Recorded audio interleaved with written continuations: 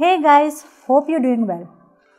ನಿಮಗೆ ನೆನಪಿಗೆ ಸ್ಕೂಲಲ್ಲಿದ್ದಾಗ ಒಂದು ಮೂವಿ ಬಂದಿತ್ತು, ಆ ಶಿಪ್ ಸಿಂಕ್ ಆಗೋ ಮೂವಿ ಟೈಟಾನಿಕ್, ರೈಟ್? ಬಟ್ ಅದ್ರ ಬಗ್ಗೆ ನಾವು ಮಾತಾಡ್ತಿಲ್ಲ, ನಿಮ್ಮೆಲ್ಲರಿಗೂ ಆ ಮೂವಿ ಬಗ್ಗೆ ತುಂಬ ಚೆನ್ನಾಗಿ ಗೊತ್ತು. ಬಟ್ ಇಮ್ಯಾಜಿನ್ ನೀವು ಆ ಶಿಪ್ಪಲ್ಲಿ ಇದ್ದಿದ್ರೆ ಹೇಗೆ ಫೀಲ್ ಆಗ್ತಾಯಿತ್ತು. ಅದೇ ಫೀಲಿಂಗ್ ನನಗೆ ಈ ಮೂವಿ ನೋಡಿದಾಗ ಆಯಿತು. ಯಾವ ಮೂವಿ ಅಂತ ಕೇಳ್ತೀರಾ? ಮೇರೆ ಹಸ್ಬೆಂಡ್ ಕಿ ಬೀವಿ. ನಿಮಗೋಸ್ಕರ ಏನೆಲ್ಲ ಮಾಡ್ತೀನಿ. ಅದಕ್ಕಾದರೂ ನಮ್ಮ ಚಾನಲ್ನ ಸಬ್ಸ್ಕ್ರೈಬ್ ಮಾಡಿ, ಲೈಕ್ ಮಾಡಿ, ಶೇರ್ ಮಾಡಿ, ಬೆಲ್ ಬಟನ್ ಒತ್ತೋದು ಮರಿಬೇಡಿ. ಅಕ್ಕ ಅಕ್ಕ ಎಷ್ಟು ದಿನ ಆಯ್ತಕ್ಕ ನೀನು ನೋಡಿ, ಚೆನ್ನಾಗಿದೆಯಾ ಅಕ್ಕ? India Pakistan match one of the biggest event. ಅಂಥ ಒಂದು ಬಿಗ್ಗೆಸ್ಟ್ ಈವೆಂಟ್ ದಿನ ನಾನೊಂದು ಮೆಂಟಲ್ ಹಾಸ್ಪಿಟಲ್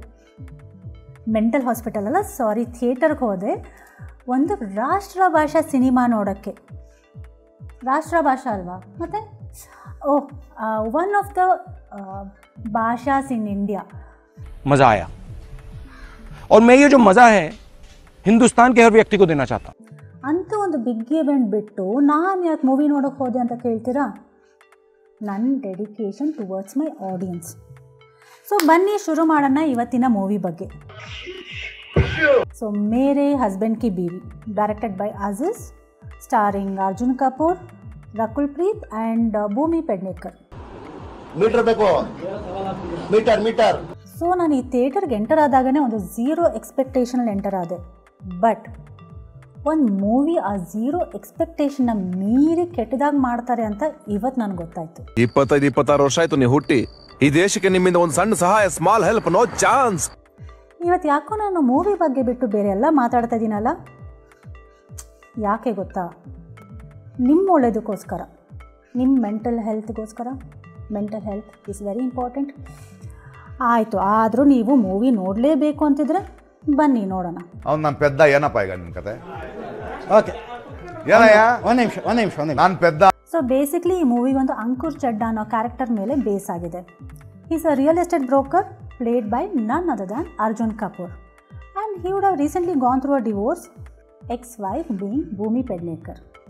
ಅವ್ರ ಪಾಸ್ ಬಗ್ಗೆ ಏನೂ ತೋರಿಸಿಲ್ಲ ಥ್ಯಾಂಕ್ಫುಲಿ. ಸೊ ಇದಾದ್ಮೇಲೆ ಏನಿದೆ ಬನ್ನಿ ನೋಡೋಣ. ನಾನು ಇದೇ ಕಣ್ಣಾಗ ನೋಡೇ ಬಿಡ್ತೀನಿ.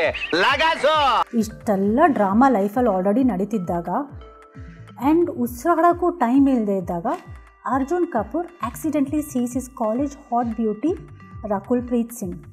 And he thinks this is the right time to get into a relationship. ಇದಕ್ಕೇನಂತಾರೆ? Right, Bollywood. ನಾನು ಕಣ್ಣೆದ್ರಿಗೆ ಇದ್ರೆ ಶೂಟ್ ಮಾಡಿ ಸಾಯಿಸ್ಬಿಡ್ತೀನಿ. ಇರಿಟೇಷನ್ ಕಣ್ರಿ, ಕಳ್ಸಿ ಆಚೆ. ಸೊ ಇಷ್ಟೇ ಅನ್ಕೊಂಡ್ರಾ? ಪಿಕ್ಚರ್ ಅಭಿ ಬಾಕಿ ಹೇ ಮೇರೆ ದೋಸ್ತ್. So Bhumi gets into an accident, and according to Bollywood script law, any heroine who gets into an accident apparently should and must lose her memory of her past. Amnesia. कुछ भी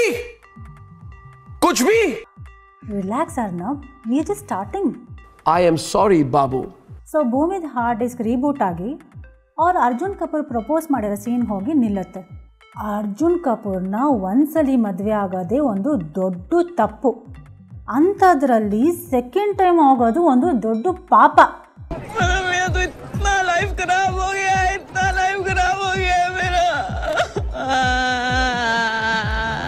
so ಈಗ ನಿಮಗೆ cinema ಅರ್ಥ ಆಗಿದೆ. It's just basically comedy of errors. Mostly ಪ್ರೊಡ್ಯೂಸರ್ಗೆ Scotland ನೋಡಬೇಕಂತ ಆಸೆ ಇತ್ತೇನೋ, ಇಲ್ಲಾಂದರೆ ಈ ಮೂವಿಗೆ ಸ್ಕಾಟ್ಲ್ಯಾಂಡ್ ಹೋಗೋ ನೆಸೆಸಿಟಿ ಆದರೂ ಏನಿತ್ತು? ಪೂಜಾ ಫಿಲ್ಮ್ಸ್ ಅವರು ಇಂಥ ಒಂದು ಮೂವಿ ಸ್ಟ್ರಾಟಜಿ ಇಟ್ಕೊಂಡು ಇನ್ನೂ ಮೂವೀಸ್ ಮಾಡ್ತಾ ಇದ್ದಾರಲ್ಲ, ಹ್ಯಾಟ್ಸ್ ಆಫ್ ಟು ದೆಮ್.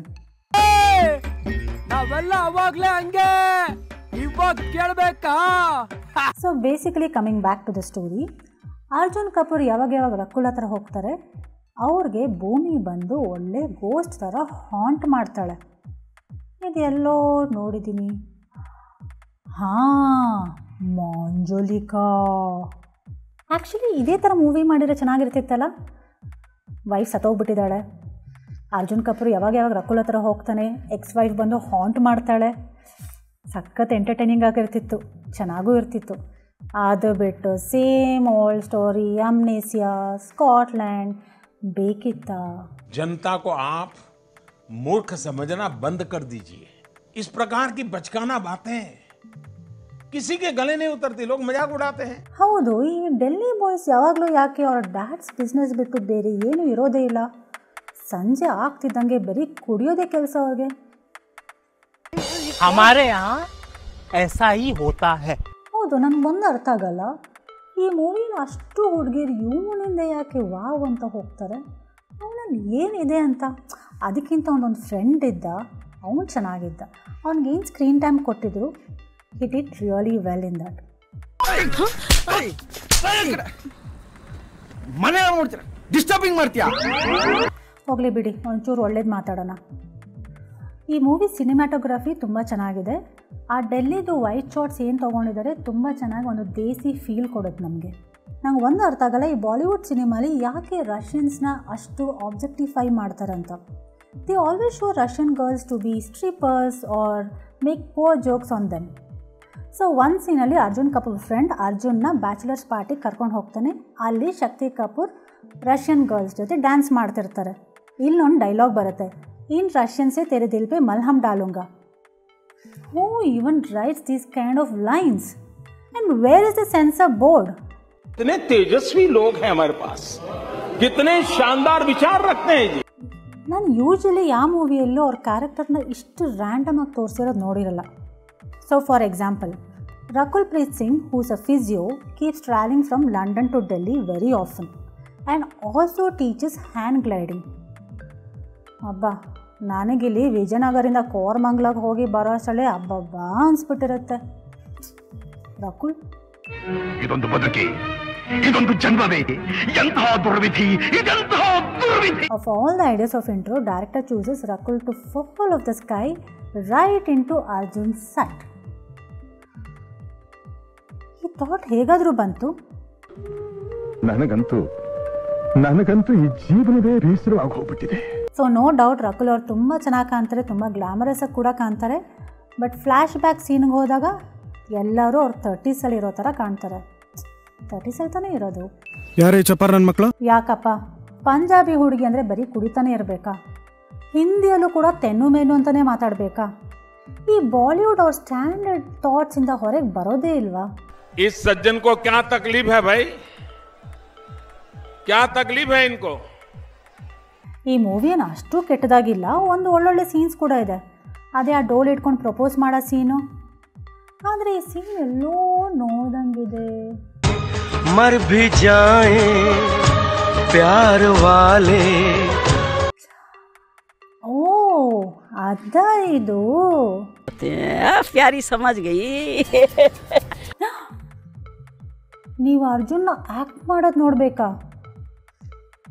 ಅದು ಎಮೋಷನ್ಸ್ ಬೇರೆ ನೋಡಬೇಕಾ? ದುರಾಸೆ ಅಲ್ವಾ? ರೇ ನಮ್ಮ ಹುಡುಗ ಕಣ್ರಿ. ಸೊ ಈ ಮೂವಿನ ಒಂದು ಸಮ್ಮರೈಸ್ ಮಾಡಬೇಕಂತಿದ್ರೆ, ಒಂದು 60 crore ಹೇಗೆ ಡ್ರೈನೇಜಿಗೆ ಹಾಕಿ ವೇಸ್ಟ್ ಮಾಡಬೇಕು ಅನ್ನೋದಕ್ಕೆ ಶಾರ್ಟ್ಕಟ್. ಈ ಮೂವಿಲಿ ಒಂದು ಚೀಕಿ ಕಾಮಿಡಿ ಇದೆ, ಒಂದು ಅಗ್ಲಿ ರೊಮ್ಯಾನ್ಸ್ ಇದೆ, ಒಂದು ಮೆಡಿಕಲ್ ಕಂಡೀಷನ್ನ ಹೇಗೆ ನಾನ್ ಸೆನ್ಸ್ ಆಗಿ ತೋರಿಸ್ಬೇಕು ಅದನ್ನ ತೋರಿಸಿದ್ದಾರೆ.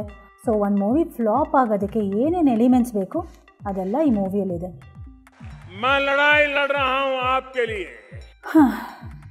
ಇದು ಹೇಳ್ತಾ ಎಪಿಸೋಡ್ ಎಂಡ್ ಮಾಡ್ತಾ ಇದ್ದೀನಿ, ಯಾಕಂದರೆ ನನ್ನ ಡಾಕ್ಟರ್ ಜೊತೆ ಬೇರೆ ಅಪಾಯಿಂಟ್ಮೆಂಟ್ ಇದೆ.